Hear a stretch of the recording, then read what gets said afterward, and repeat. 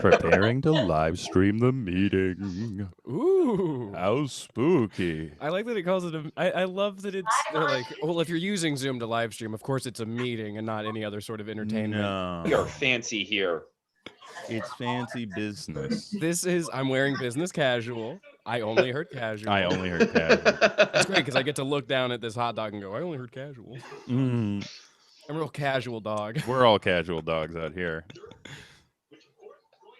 Okay. That's how I dress every day. Hey, the quality looks pretty okay. Rattly daddly. All right, we are actively recording. Cool. I guess let's get this link out there.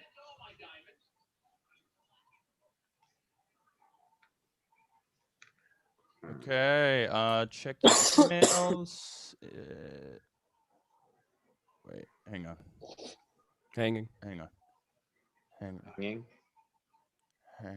Hanging by a thread. Barely hanging on at this point. Hang on. I'm Check your lost. emails. You've lost me. Check your Facebook.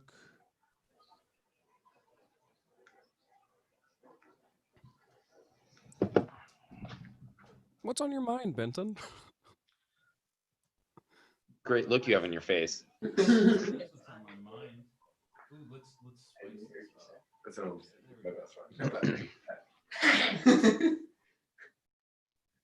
So what's everybody's plan for the summer? For the summer? Yeah, plan ahead. Come on. We're gonna be stuck doing fuck all nothing for a while, so. Hopefully getting married, but who fucking knows? That's a better plan than most people have, I feel like. That's true. My plan this summer is to try and recover from the past year. Solid plan. We'll see how that fucking goes for you. We will see. And Mom, if you're watching this, sorry for all the cursing.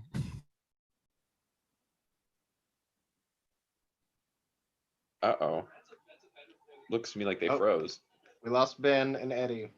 Oh, wait. There you are. Oh, they're back. Where'd we go? Oh, you froze. Oh, I hit the cable. It's fine. Did we freeze again? Are we good? You're good. Ooh, Okay. I want to throw out for posterity's sake, for anybody watching this, Ben and I are roommates, so it's cool we that are. we don't have masks. We're all in the same bubble. We're all in the same bubble, like the NBA. And they were roommates. I have medical condition. I can't wear a mask. Oh god. Respiratory. That's a lie. That's a bold face lie. I mean, Ryan's just trying to be a super spreader. Like, he's reading the script, but I can say, Ryan straight up sucks, y'all. Oh, wow. Wait, can I ask you guys a question? Sure. Was it a conscious choice to have zero diversity in this, or or did you just ask me because I'm gay? I'm sorry.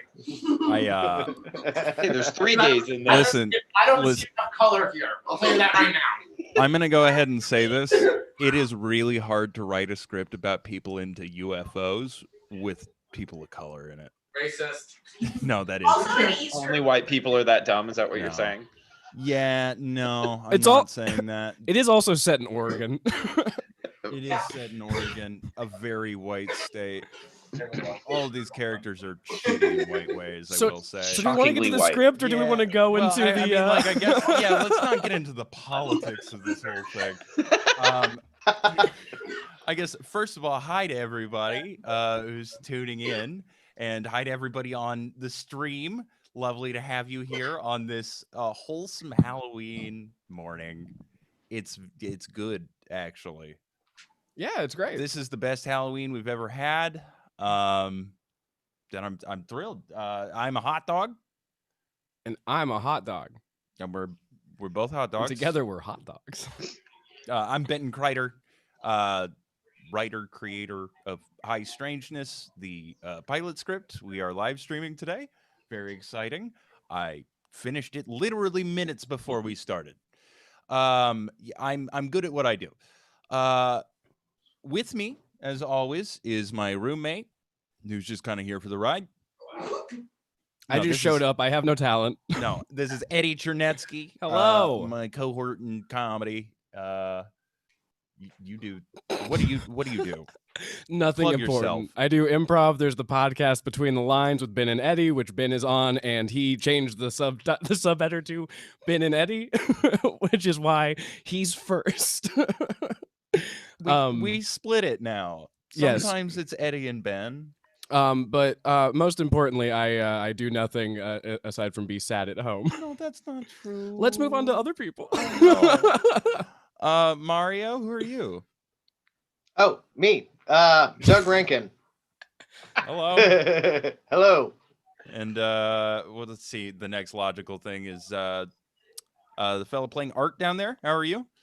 Hi, I'm good. My name's Luke Ashley. Nice to be here. Great to have you, man, Luke. Love the mustache. I raved about it for hours after a call yesterday. He wouldn't stop. I begged him. He did beg. No, we all have mustaches now. We. Yeah, actually, the bottom row of this is very mustache heavily weighted. Very, very mustache heavy. I guess it will be Movember tomorrow. So, other mustache man, did you want to introduce yourself there? Hi, I'm Aaron Chartier. Also excited to be here. What do you do? Um, This is good patter. I sit at home and clean. That's fair. What Ben hasn't told everybody is we are already reading from the script. this is all scripted. All scripted. It is supposed to be awkward and stilted. Let's go ahead and Noah, do you want to introduce yourself a little bit? I'm Noah. Hell yeah. The best introduction so far, easily. For some reason, him saying his name was just hysterical. And then we've got our upper right corner here, the most crowded corner, the other interceding bubble, my office split Hot chair bitch, person. business bitch is what Yeah. I like to go by. Molly Golightly, everybody. Here reading the role of Linda, QAnon mom, survivor, drug addict.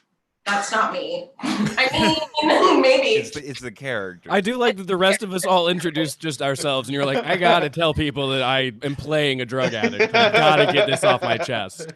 Get the thing said. Who are you two? Think Dunning. Just figure that No, out. what are your real names? I'm good. I'm Ryan. Really regret being here. I'm Dylan. I'm Ryan's best friend. Single, horny, and half hard.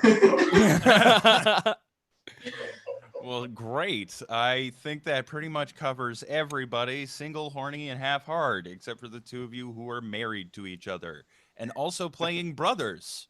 Yeah. Kind of a interesting twist. You know. That's what we do. I think we shouldn't establish who Ben is talking about. Let's let that one just sit. It's Mario and Luigi. I meant Mario and Luigi. And Doug there. Well, shoot. I guess we should go ahead and get this started up. No more banter? No more banter. I hate you. No. I want to go ahead and just get this out there. We do have a tip jar running. It's Ben Crider. Ben-Crider on Venmo. That's me. You can tip us for this awesome performance. Really quick, just running down the cast of characters. We have Eddie playing Hank. We have Luke Ashley playing the wonderful Art. And then Linda, played by Molly Smithson, of course.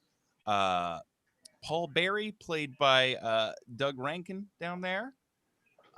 We have agents Dunning and Kruger. Dunning, played by Ryan Ahern, and Kruger, played by Aaron Chartier, whose last name I always want to say charcuterie because that's what everybody called me. Yeah, no, it's fine. Whatever, it doesn't matter.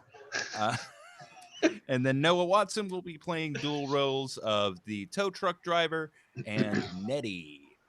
That's everybody. I'm gonna be reading action lines. Hey, who's Dylan playing? Who's Dylan? I'm so sorry.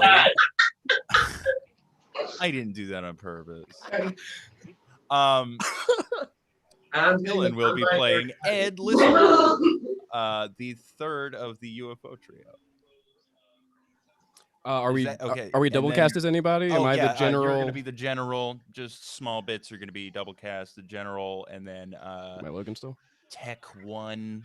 Doug, will you still do Tech 1, please? Yep.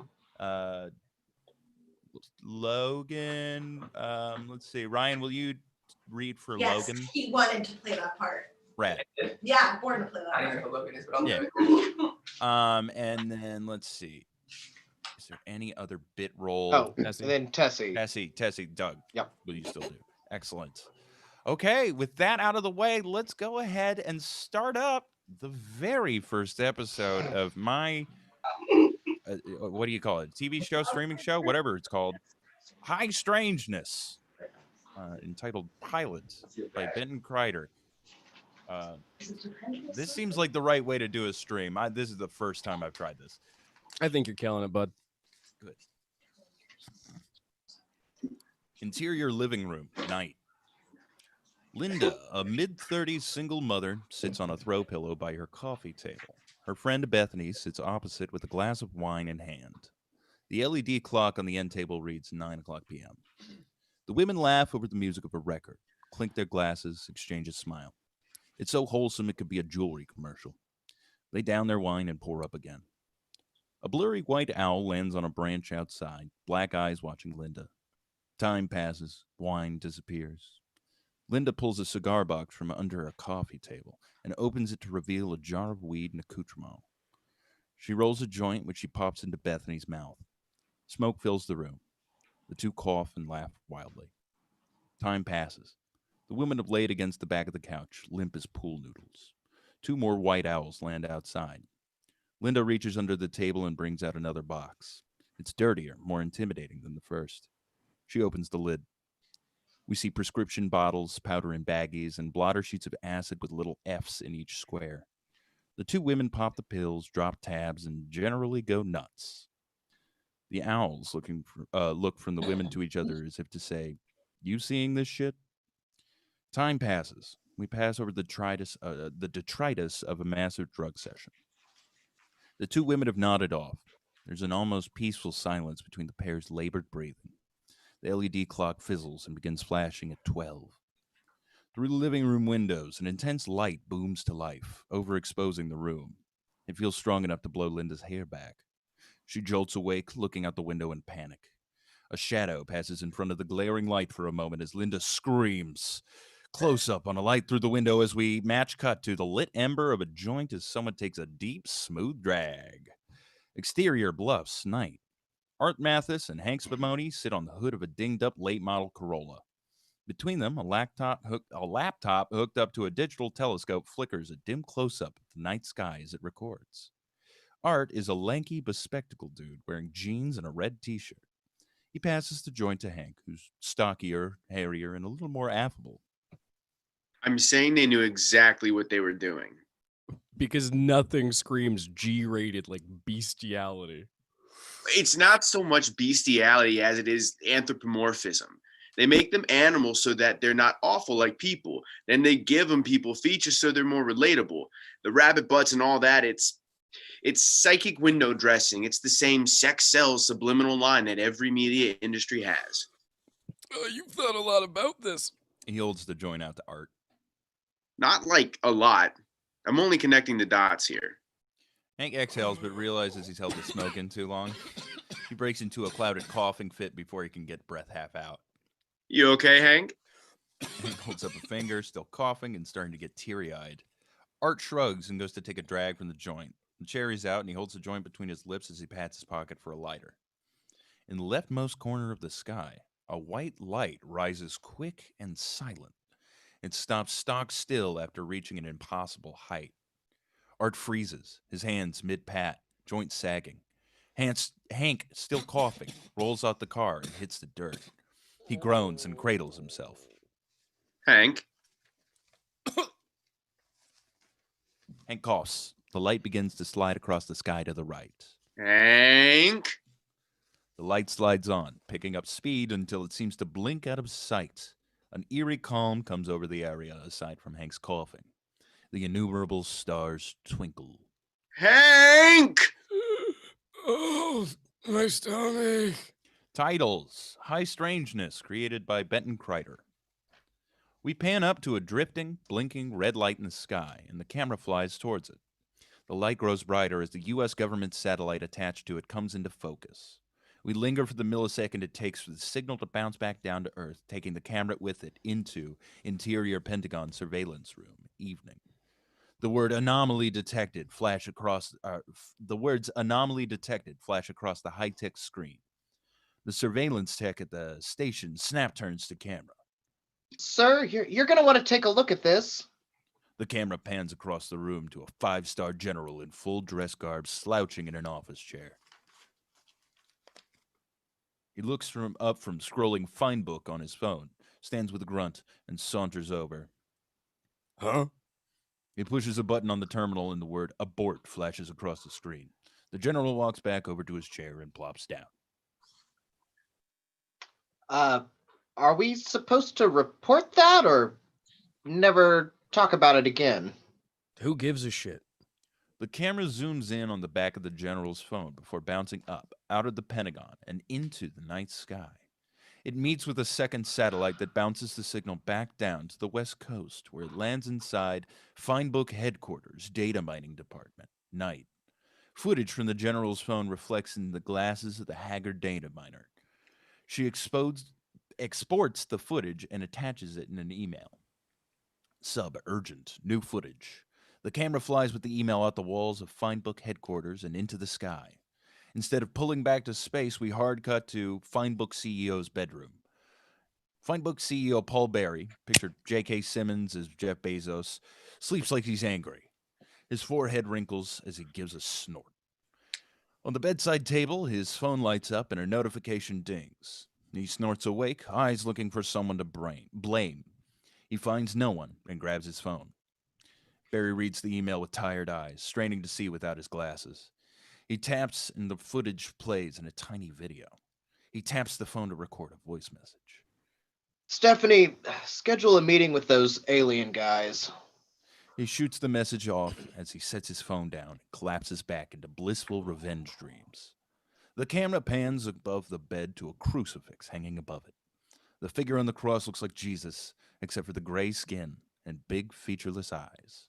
Cut to exterior desert highway, night. The beat-up black Corolla chugs at high speed past a pair of billboards.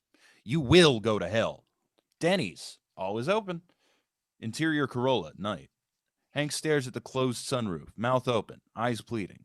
Art rocks back and forth at the wheel as if trying to pull the car faster with his ass. Purposeful jazz plays over the stereo.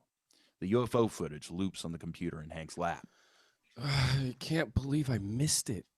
Huh? I didn't actually see it. Wait, not even for a second? I was coughing so hard I was crying, Artie. Yeah, I missed the whole friggin' thing. Ah, shit. Well, you'll get the next one. You know, opportunity knocks twice and all. I'm such a stoner idiot. Might as well have been staring at my hands going, whoa. Buddy, you're being too hard on yourself. We got a UFO on film. We did great. Or, well, not film, digital, which is still pretty good. Think of how proud your uncle's going to be. Oh, yeah? Did watching it back feel the same as seeing it up there? Pretty much. Hank stares at Art. Art tries to mirror, but since he's having to cut back to the road, Hank's gaze drills a hole right through him. Nowhere close. Something about the silence, the fluidity it moved with. Seeing it there in front of me was like, fuck, I don't even know. It was so big, you can't even tell how big it is from the video. See, that's what I thought. I mean, this is what, your 5th time out with me? 4th. Come on. I've been doing this for years, and I missed the first sighting of my career because my dealer cheaped out on me? Why do you still have a dealer? Weed is like legal. Go to a dispensary. I like the experience, you know? The vibe of buying a Ziploc baggie of shake from some trailer park kid who grows pot in the woods. I can't say that I can relate to that. You're missing out. It's super affordable. It makes you think, though, doesn't it? Like how many flybys we miss every day going about our business. Gonna be completely honest, Artie. Doesn't make me feel much better. I could look down at my phone to check the Sixers score and miss an entire fleet of Tic Tacs blipping in and out above me. Hey, can you roll down the windows? Yeah, sure, but it's pretty chilly. Are you sure? Yeah, I'm fine. I just want to wick off some of the pot smell before we get over to Snowy's shop. It smokes like a diesel. Why do you care? Can you roll them down? Art rolls down both front windows, and the cold wind comes roaring in. Hank's red hair and beard flap as he unbuckles his seatbelt and picks up an empty soda can from the floor. Exterior desert highway, night. Hank leans out the passenger window as the Corolla passes another set of billboards. Aliens are God. Ask me why. 1-800-ETR-GODS. Gambling not fun anymore? Try betting higher. Hank lets out a guttural scream as he hucks the empty can at the billboard, but it clatters pitifully to the road. Interior Corolla night. Hank pulls himself back through the window and buckles his seatbelt again. He rolls his window back up, and Art follows suit. Beep. Hank snips his shirt. Thanks. Exterior highway. As the desert lets into the hills into the tree lines, more signs of civilization crop up.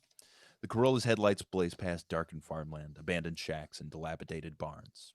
Tiny country churches sleep by empty fruit stands and trailer parks. Exterior strip mall night. Fine Buy sits in the center of America's least remarkable red brick strip mall.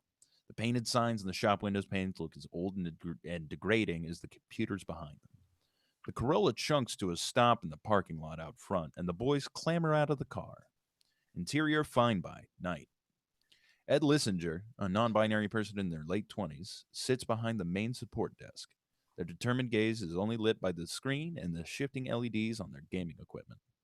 Clicks and clacks fill the silence, only pausing as Ed catches movement in the shop window. Ed looks up for a moment to see Hank outside fixing his hair and beard in the window's reflection. Art slams on the shop door and takes off their headphones and lifts the counter divide. Ed walks up to the door and unlocks it with one of the keys jangling from the carabiner loop to their jeans.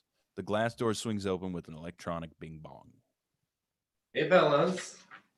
Art and Hank almost knock over Ed as they shove the door open into the shop. No, don't even worry about how late it is. Come on in. I always have time for you guys.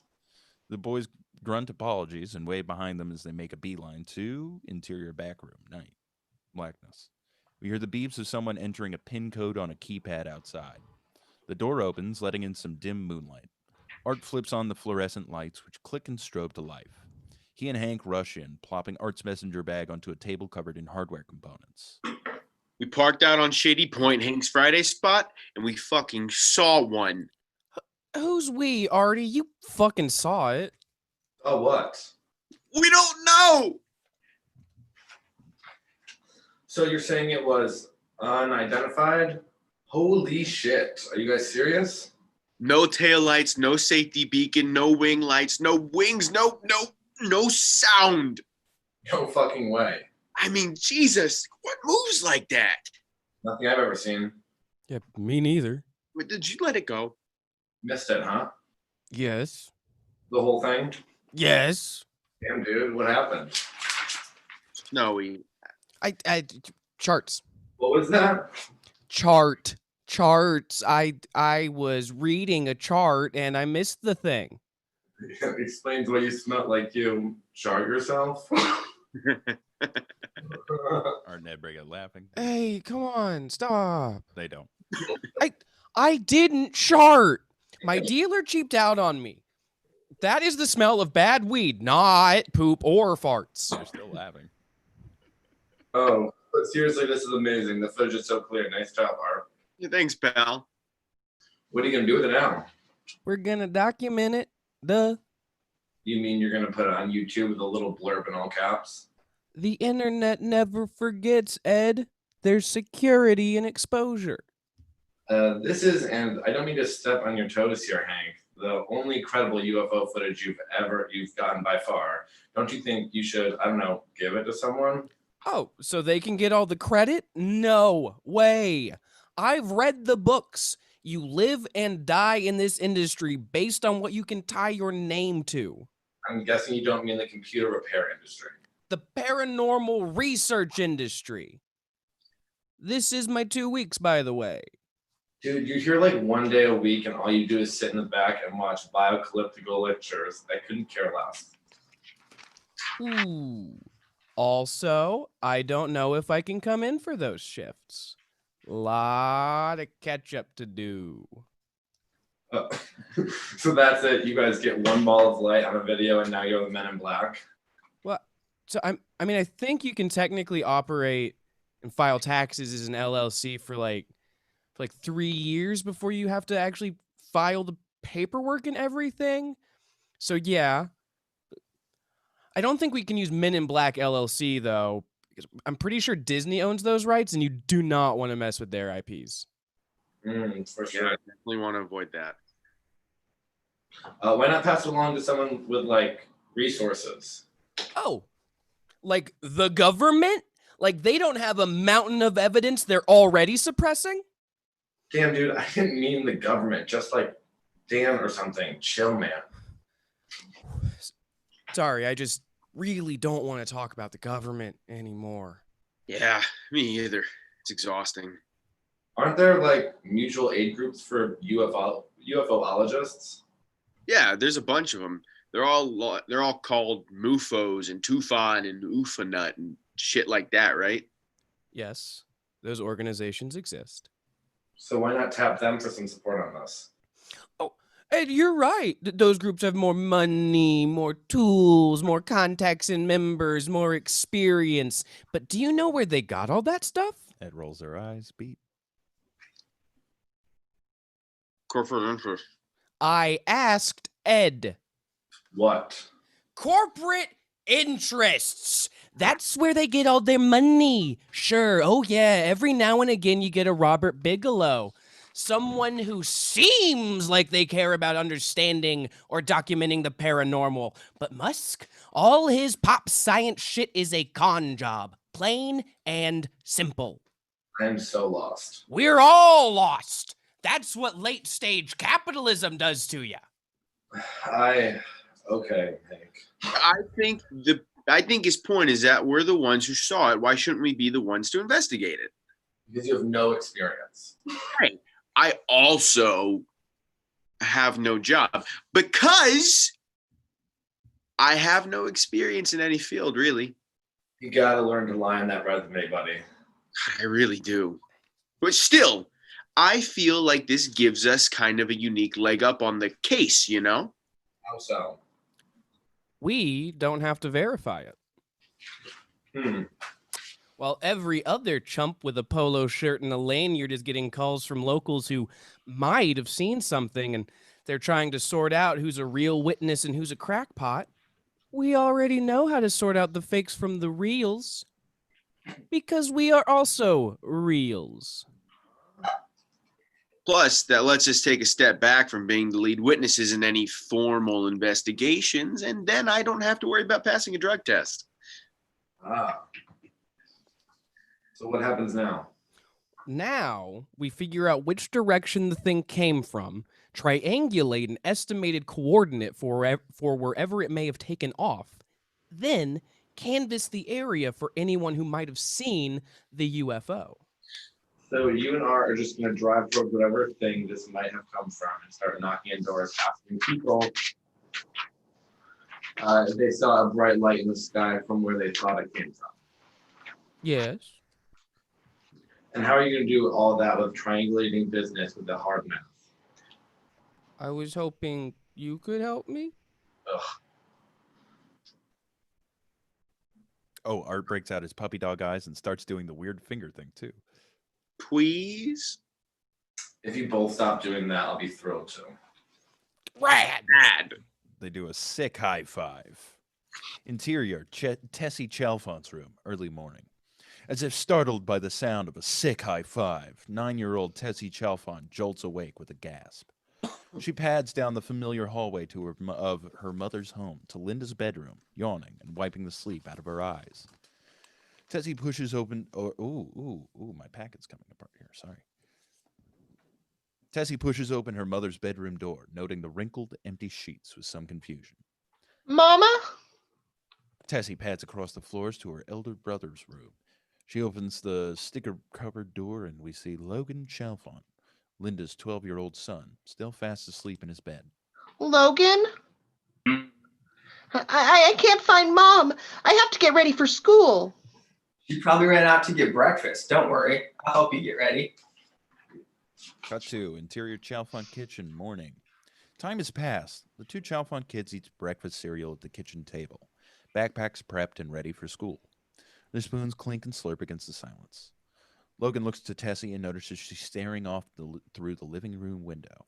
He turns and looks to the backyard, but he can't see anything of interest. A screech breaks the quiet as a car comes to an abrupt stop outside. The door slams and Linda comes bursting through the front door holding a paper sack. Mama! Oh, Jesse, baby, hi. I already got us breakfast. Oh, great. You fed yourselves. Thank you, sweetheart. I didn't want to be late. You didn't get breakfast? No, I totally forgot. Thank you, Logan. Really, that was very adult of you. Where'd you go? I don't know, sweetheart. I really don't know. What? It's okay, baby. Just trust the plan. She stands abruptly and looks at the paper bag on the counter. Now let's get you little chefs to school, eh? The kids grab their backpacks and exit the house with their mother. Linda slams the door behind them as we end on the shot of the mysterious grocery bag. Interior Stark apartment, early morning. We zoom out from a little I want to believe sticker on the back of a cell phone laying askew on bed covers. As we continue to zoom out, the phone begins to vibrate. The lump in the covers shoots its human arm out and grabs the phone. In a series of quick cuts, a stubbly mouth next to the phone. Gunning. Pick me up. We got a lead. Dunning hangs up the call. He opens his closet door, revealing only a classic black suit. He adjusts his tie. He tosses on his jacket. As he leaves his sparse apartment, he grabs a lumpy black duffel bag sitting by the door. Exterior apartment complex, early morning. Dunning, suited and sunglassed like a man in black, tosses the black duffel bag into the back of his jet black sedan. Cut to exterior cheap motel, early morning. Another MIB type, this one older and frailer, stands in the Highway Motel's parking lot. He smokes the last of his cigarette and tosses it as he walks towards the jet black sedan, pulling up. The tinted passenger window rolls down, and Dunning looks from behind the wheel. Agent Kruger. Dunning takes off his glasses to reveal, Kruger takes off his glasses to reveal tired eyes. Were you followed? Of course not. Get in. He opens the door and slides in. A snowy white owl watches from the motel roof. Dunning shifts into drive. The sedan's tires squeal. With a vertical camera flip, the sedan speeds down the California interstate. Exterior corporate parking lot, early morning. The sedan comes to a precise stop in a parking lot, and the doors open. The pair gets out, staring upward. They're looking up at the massive lightbox sign of the Flightenbook corporate offices. They exchange a flat glance before closing the car doors and heading in. Cut to exterior suburban home, morning. Hank stands in front of his parents' house like he's getting picked up for school. He's wearing cargo shorts and a t-shirt with the alien logo on it, and a backpack slung across one of his shoulders. Art rolls up in the Corolla. Hank bounces over and tosses his bag in the back seat. We see Art is dressed up a bit, a white shirt with an unflattering blue tie. What are you wearing, dude? I told you business casual. I only heard casual. Go change, dude. Put on a suit or something. Oh, come on, Artie. Who's going to be answering doors? The Queen? Normal people who don't live at Comic-Con. Yeah, okay. Whatever. Give me 5. Hank runs inside, and the camera sits with Art in the car as he waits. After only a moment, Hank comes running out of the house with a black suit on a hanger. He tosses it in the back with the bag before getting in the passenger seat. I'll change when we get there. Stellar. Let's hit the road. UFO hunt! We're canvassing houses. I was trying to make it sound more exciting. The Corolla clunks into gear and rolls into the street. Fine Book Corporate, morning. Satellite footage of a bright, vibrating light hovering over a suburban home. It strobes and then takes off fast enough that the satellite loses it for a moment. It searches and then retargets the craft, but it continues to speed up past the frame.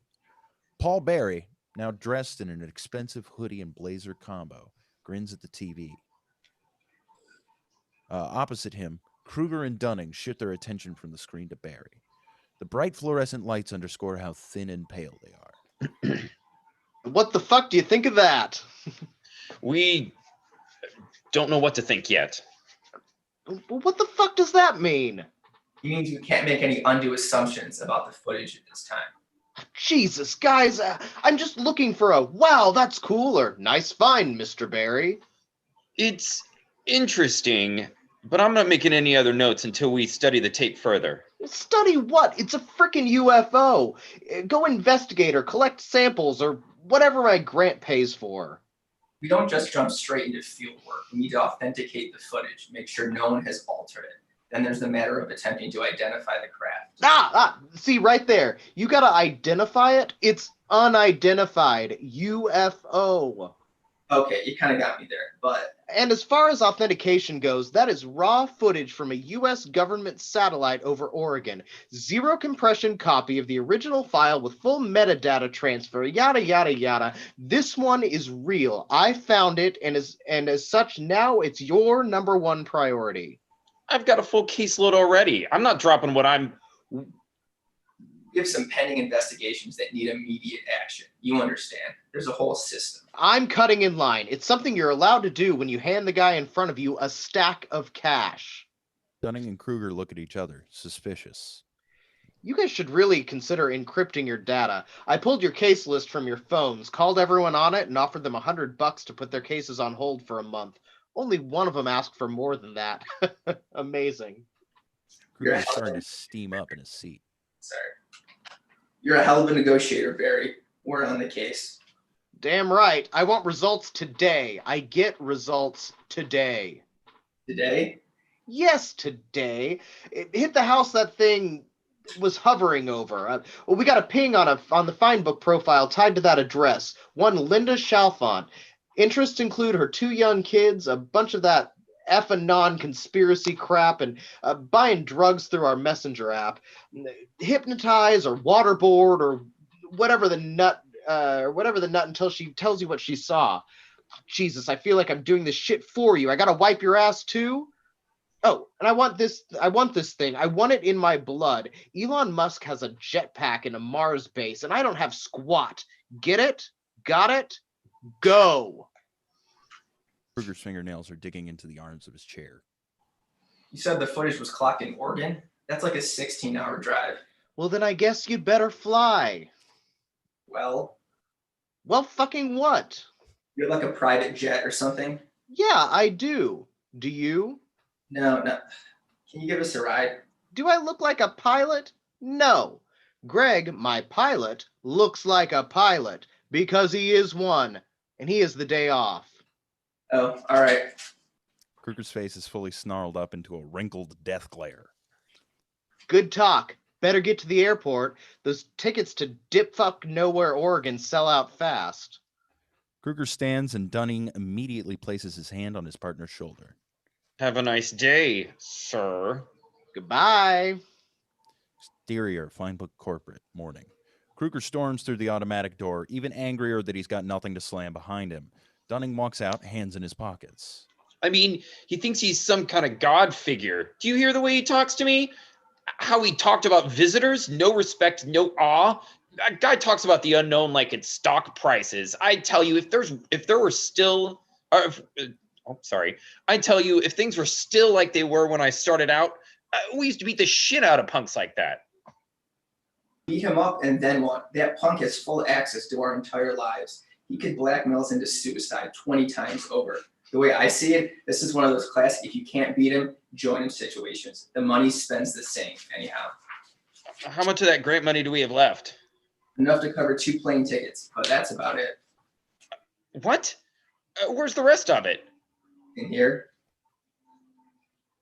He opens the trunk to reveal the lumpy black duffel bag. He reaches down and unzips it. Trunk shot. Blue, green, and red lights flash across the joyous faces of the two suited men. Reverse. We see the bag is full of flashing and beeping, super high-tech alien hunting electronics. Trunk shot. Whoa. Oh shit. Have these been on this whole time? I'm gonna ruin the battery life. Cut to exterior desert highway, morning. The Corolla speeds past a roadside reading, "You are now leaving Fine Springs." In the bottom right, a small red graffiti tag reads, "Smart move." Interior Corolla, morning. Art lights a joint while driving with his knees, pluming smoke as he grabs the wheel again. Hank, lost between his notes and his phone and on a notepad in front of him, chews on a pen. Close up on notes. We see Hank's paper notes, a lot of variations on the phrase paranormal investigative agency, as well as some doodles of joints and UFOs. What about the Oregon Energy Paranormal Investigative Agency? Is that a pun on Oregon Energy? Yeah. Naming a business with a pun should be a criminal offense. Okay, puns used to be considered the highest form of wit in wordplay. Lawyers would pack their speeches with puns to try and outdo each other and impress the jury. Huh. Maybe everyone just collectively decided they were sick of puns. Or maybe our court system used to make sense. There's a loud bang as the Corolla dips down to the left as the front tire blows. Art slows the Corolla and veers onto the shoulder. Hank braces himself against the window. Cut to exterior highway, day. Close up on the blown out driver's side tire. A red dart sticks out of the side at a perfect 90-degree angle. Art and Hank stand on the side of the road, staring at the dart. What the fuck? Hank pulls the dart out of the mess of rubber. How do you throw a dart that hard? I'm guessing maybe a dart gun? I don't think so, bud. Those darts are silver and have like tranquilizer in them. This just looks like it's from a bar. I mean, I guess it could just have been in the road and it just lodged at a weird angle. In the side of the tire? No way. So maybe it happened back in town. It doesn't matter when it happened. It's a sign. Hank, come on, don't get religious on me. Not like that. It's a meaningful coincidence. We blow out a tire on the way to investigate? The universe is telling us to slow down. Or it's telling me that I need to get new tires and that I don't have a spare? He looks over to the front right tire, which is a spare. Shit. Hank turns. Maybe we're being targeted. Okay, which one of us is the paranoid now? Think about it from a symbolic perspective. We got hit by a totally random dart dead center in the wall of the tire. Maybe we have a target on our backs. Well, then wouldn't it have hit one of us? Synchronicities are rarely that direct. So it looks like we're still about 60 miles out from Silverton, and it's about 60 miles back to Fine Springs? What? Didn't we pass the leaving town sign like 2 minutes ago? I thought so. It's already 11, too. Lost time? Maybe. Weird. One might even say strange. But they're pretty much synonymous. Yeah, but high weirdness isn't a side effect of UFO phenomena. High strangeness is. Oh, right. Gotcha.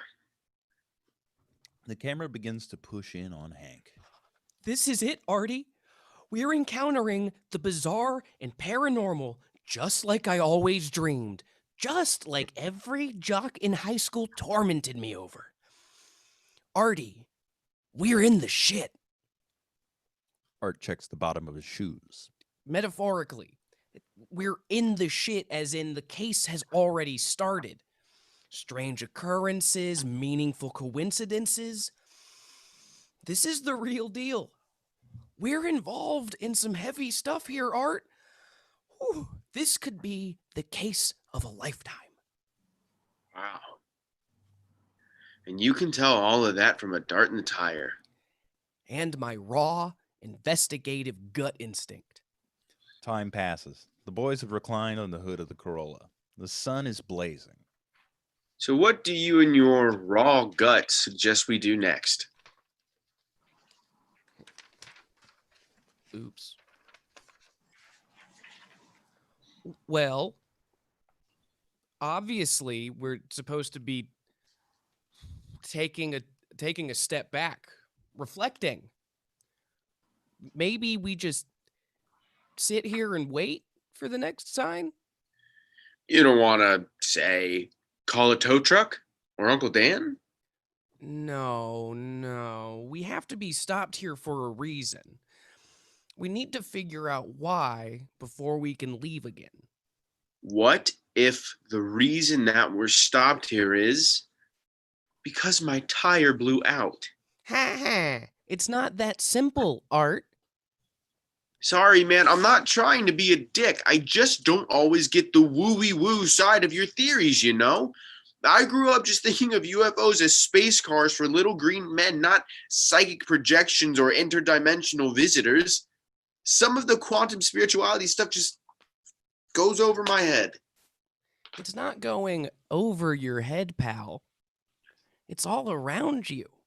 You just have to know how to look at it with the right eyes. As he trails off, he looks ahead towards Silverton. Through the heat lines coming off the road, a dark, ominous shape rises into distant view. Something wicked this way comes. Nothing. Look. The camera begins to push in on Hank. Oh, wait, shit. My God, what could that be?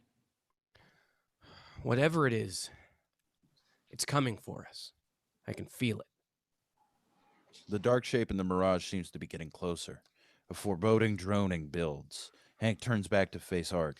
Art, we don't know what this is, or who this is, or what they want from us. So, play it cool. Let me do the talking. I know how to handle these kinds of things. Please, Hank, I'm scared. What has the universe dropped on our doorstep? The droning hits a peak as Hank turns again towards the ominous object in the distance, only to see reverse. A huge tow truck covered in Bondo and black spray paint chugs to a stop on the shoulder across from the boys. The cab reads Hill Tow and Repairs in hand-painted white lettering. One of you pussies, Arthur Mathis. Art waves and the driver starts backing up the truck to hitch it to the Corolla. Do you think he's from the government? Hank fumes at Art without a word. Interior truck cab, day. Hank sits squished between the tow driver and Art. Country music plays softly on the radio. You look familiar. Oh, yeah? Have we met? Maybe it's the glasses. Anyhow, where are you boys headed before the tire blew? GPS coordinates 45 degrees, 01 minutes, 01 seconds north, 122 degrees, 46 minutes, 54.6 seconds west. Silverton.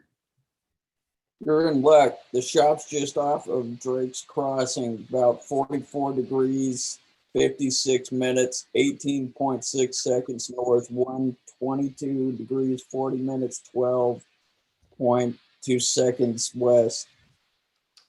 Wow. I'm impressed that you know that. It's just a guess.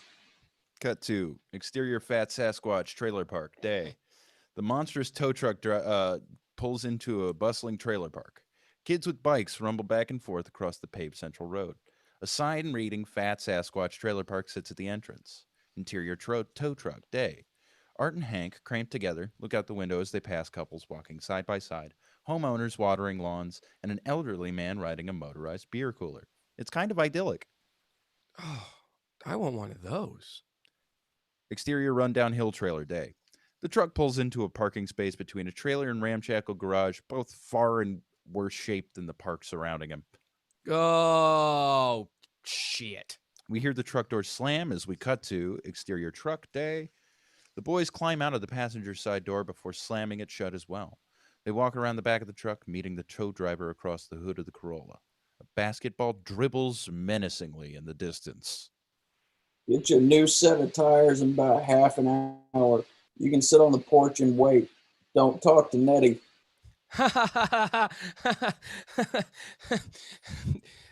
Sure thing, sir. The boys walk around the small side porch as the tow driver lowers the winch. The sound of the basketball dribbling begins getting louder. Who's Nettie? Shit. Hank keeps walking past the porch, behind the trailer. Hank? The porch is back there. Hank turns on a dime. Artie, you know how I said we were in the shit? It is burned into my memories. Well, we're still in it. I've been here before. I had a feeling that tow truck driver looked familiar. You didn't say anything. I didn't want to freak you out. Well, I'm freaking out now. Who's Nettie? I think Nettie is the tow truck driver's son. Okay. And my drug dealer is named Nettie and lives in a trailer park. This trailer park. In this trailer. What? What? Tow driver leans out from the ramshackle garage. What? Nothing. We're fine, sir. So we just spent an hour in the car with your drug dealer's dad? See? You did freak out. I told you this shit was getting strange, man. Come on, this way. Just be chill. They walk around the side of the trailer. Exterior dirt backyard, day, slow-mo interconnected cuts. Close up on a basketball bouncing. Close up on small dirty hands lining up a shot. Close up on tight sneakers leaving the ground. Close up on a blonde mullet bouncing on the back of a redneck kid's red neck. Close up on the ball swooshing through the net. Exterior dirt backyard, day. Art and Hank watch the redneck kid, Nettie, playing some excellent b-ball. What's up, Nettie? Nettie turns. Hank, yo. They do a quick client-dealer handshake. Who's the nerd? Oh, this is my bro, Art. What's up, man? ¿Cómo estás? Small child drug dealer? What brings y'all out here? You literally drove 2 hours to pick up Hank? I keep telling you that my shit's not that good. It's about the experience. Does no one care about experiencing life anymore? And no, we're on our first case as freelance paranormal investigators. DIY, UFO, PI, if you will. I won't. So is Drake's Crossing haunted or something? I'm fucking sick. Like I said, UFO. Actually, Nettie, if you're anything like your dad, you might be able to help us.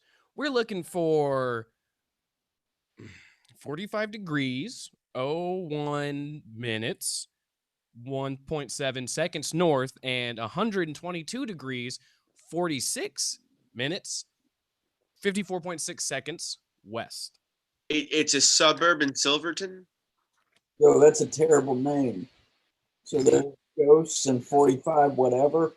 We saw there was a UFO, an alien sighting originating from that location. An alien? Shit, why didn't you say so? I guess I might know something after all. Really? I had one of my regulars down here earlier, usually just like green and some tabs every now and again. She came in all wired, spouting off about needing protection and enough amphetamines to stay awake for a week. Protection? From what?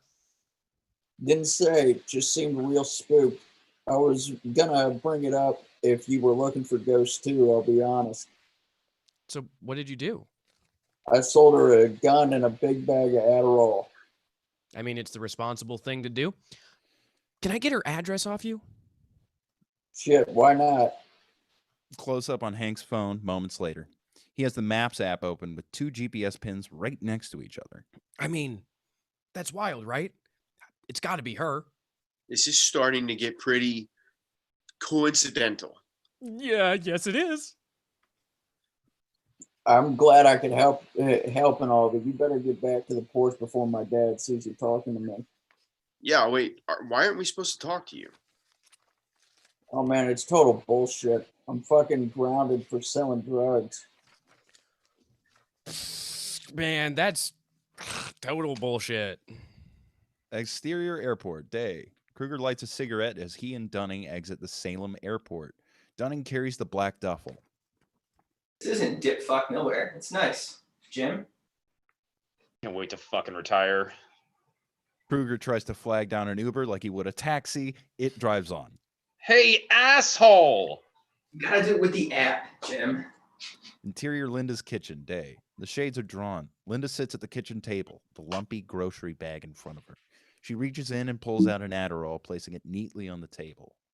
She reaches in again and pulls out a pistol. She uses the butt of the gun to crush the Adderall into powder. And she picks up a rolled dollar bill next to the bag. Just gotta trust in the plan. She slams her hand on the table. She waits for another moment before taking a bracing breath. Trust in the plan. She slams her hand on the table again as we cut to exterior suburban neighborhood, day. The boys shut the doors of the Corolla, front tires looking fresh, and stare at the house. A blue and red flag with an F emblazoned in the center flaps in the breeze. Is that an F-anon thing? What? The flag with a giant F on it? Could be. Okay, so we know this lady has a gun, a bag of what amounts to legal meth, and a dubious grip on reality. Great things that go great together. I was thinking the same thing. Ready to go back? Go back to Fine Springs? Yeah, I mean, fuck this, right? We can just come back another time when she's out of Adderall and bullets. Artie, after coming all this way, 2 hours outside of Fine Springs, I don't want to go home and tell Uncle Dan we got to the door of our first witness and chickened out. After everything we've been through, our car breaking down, the tow truck, hanging out with Nettie. You're going to give up after all of that? That's not that much. Just because some lady wants to protect her home after seeing something strange in the sky? Something you saw too? Hank, come on. Don't you want to know, Art? Don't you want to know what she saw? Cut to exterior Linda's house, day. Hank walks up the steps to Linda's opaque glass door. Art follows a bit behind. They stand at the door for a moment, and Hank rings the bell. I mean, we don't know this woman's story. She could be super nice. Beat. Linda opens the door, gun in hand. Be quiet and get inside. Fuck. Okay. Interior Linda's house, day. Linda backs the boys into the house, shaking, and locks the door behind her. Who sent you? CIA? ATF? Area 51? You can't take me back up there. An upstanding young drug dealer who gave us your address. We're friends with Nettie, okay? Linda lowers the gun a bit, but she keeps it pointed in their direction. Everything's cool. We had a couple questions about some strange lights we saw. He saw. You know what? It's not worth getting into. We got it on film and we traced the coordinates. It was hovering over to your house. And, well, we think it might be something unusual. Linda twitches. Hank is starting to calm her down. I'm Hank Spumoni. This is my buddy, Art Mathis. We're freelance paranormal investigators, okay? We're not here to hurt you or try to pressure you into silence or spin a story for the tabloids. We just want to know if you've seen anything strange in the sky since yesterday. Linda drops the gun to her hip. See it? I was fucking on it. Close up on the cherry of a joint as someone takes a long, smooth drag and exhale. Interior kitchen, day. Linda, Art, and Hank sit around the kitchen table. Linda takes another deep drag of the joint and passes it to Hank. Art starts a recording app on his phone. They haven't brought Bethany back. Why they kept her and not me after all these times? Slow down. Who's Bethany? My friend, girlfriend. It's complicated. She was here with me when they took me again last night. I woke up on the floor with shooting pains in my arms, same as always, and this. Linda lifts her right sleeve to reveal a series of what look like surgical scars running up her shoulder. The bottommost one looks fresh. Jesus, these are... Linda, how long has this been happening to you? Since I was a little girl. I used to have these dreams. I would dream of a dark sky. We go into a series of overlapping fades where we fade in and out of Linda's story. She's covering a lot of ground. I guess it was some kind of repression technique, trying to forget what really happened. Fade. Since they only come when I sleep, I started hating sleep, avoiding it at all costs. Fade. Then the men in suits would show up. Or at least, they pretended to be men. Fade. They said they would come after my family if I said anything to the press. Can you imagine telling a 9-year-old girl you're going to kill her parents? They couldn't be human. They were just... Fade. Then boom, nothing for 30 years. Fade. I started noticing patterns. Things that seemed too significant to be coincidence. Fade to reverse shot of Art and Hank both losing grip on the conversation. Numbers everywhere. Like sometimes you have a known known. And sometimes you have an unknown known. Or a known unknown. But what about an unknown unknown? A thing you don't know, you Hank don't rubs his gums with some of the Adderall residue on the table. Fade back to Linda. And so that's when I started following the Epsilon movement. I guess because they knew about plebeians, I trusted them. It's hard to really believe in anything anymore. I don't know. I thought Epsilon and the rest of the hackers were keeping the world safe from them. But after last night, after those things took Bethany, I don't know what to think anymore. Cut to reverse. Art perks back up. Hank's eyes are huge. Ooh, oh, What a relief. Racist. So glad it's not the racist stuff. You know, So some those of the people people- are heinous. Oh, flat Earth? Anti-Semitism. Yeah, just a bad time. I'm not exactly on those boards anymore. It really can get a bit dark. Yeah, all the satanic pizza pedo stuff is way too much. Well, I'm glad we were able to calm things down a little here. Yeah. Oh my God, I'm so sorry I pulled a gun on you. I can't believe that. It's totally not like me. It's so crazy. A snow white owl taps on the glass, interrupting. Jesus, fuck! It's them. Everybody, let's all take a step back. That's an owl. Exterior Linda's house, day. An Uber drives out of frame, revealing Dunning and Kruger standing with their backs to the camera. Kruger is already smoking a cigarette. Dunning grips the bag tight. As they walk towards the house, Dunning's phone rings and he pulls it from his pocket. The alert reads, incoming video call, Paul Berry.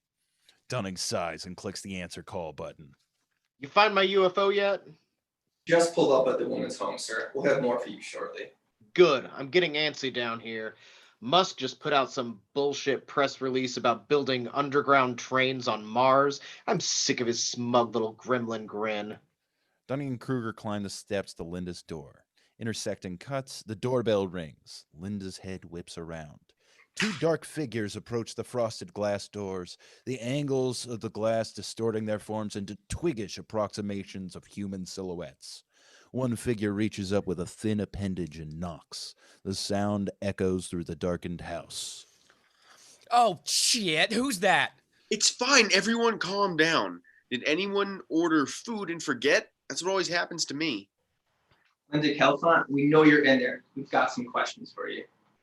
Everyone freak out. It's the fucking men in black. Cut back outside. That's your opening line? We've got some questions for you. Don't tell us how to do our jobs. If you did it right, I wouldn't have to. You give it a shot, old man. Open the door or I'm gonna fucking kill you! Jim, it's a bit much. Interior Linda's house. Hank clings to Art's arm. I changed my mind, Artie. I want to go back to Fine Springs. I want to get out of the shit. Linda stands up from the table, pulling the pistol from her waistband. She walks to the front door, opens it, and fires 2 shots. We hear the bodies of Dunning and Kruger hit the ground. Exterior Linda's house. Day. We see Dunning and Kruger unceremoniously dead on the ground. Dunning's phone in between them. Jesus Christ, Stephanie, they shot the UFO nerds. Cut 2. Exterior desert highway. Night. The Corolla speeds down the desert highway, again past the pair of billboards reading, "Aliens are God. Ask me why. E.T. are gods. Gambling not fun anymore? Try betting higher." Interior Corolla backseat. Night. We see the black duffel bag resting on the seat, unzipped. A couple flashes of the blinking lights on the advanced tech inside. The camera moves from the bag to the cab, and we see Art and Hank driving, shell-shocked. I feel like if anything, now we're in the shit. Exterior rocket silo. Evening. The Corolla slows down as it rumbles off the road and approaches an ornate security gate with the large private property signs on either side. Its headlights cast across cameras, electric conductors, and a call box. They come to rest on the gates themselves. Art rolls down the driver's window and leans out on his elbow. He rings the call button, and a quick series of tones play, followed by a different electric ringing as the call connects. Oregon State LNW 233, you are listed as previously authorized to access the compound. Confirm your ID, over. Hey, Uncle Dan. We pan away from the Corolla. The camera lingers on the red swipes on the trunk and the bloody black suit cloth caught in the lid of it. And that's the end of episode 1! Yay! We all did it. We all did it. That was fantastic. And Ryan is immediately the fuck And out. Ryan's done. Fuck me. Fuck my script.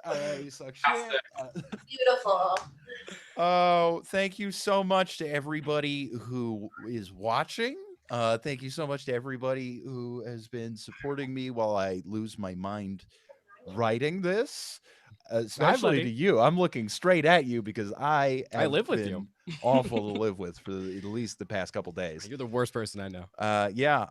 Let's see. Big thanks to everybody on the stream. Noah Watson, thank you so much. Aaron Charcuterie, I'm just gonna do it. Aaron Charcuterie, Doug Rankin, Luke Atchley, thank you so much, man. Thank you. Thank you. Fantastic job. Actually, Molly. Great. Wait, who said? What? I'm sorry. I thought somebody said something. Molly, thank you so much. Molly Smithson, Molly Golightly. Ryan Ahern, thank you. Dylan Carlino, out of frame, thank you. Bye, Dylan. Okay. Well, yeah. Thanks for watching, Mom. Thanks for watching, everybody. This will be up on YouTube now. Tip us.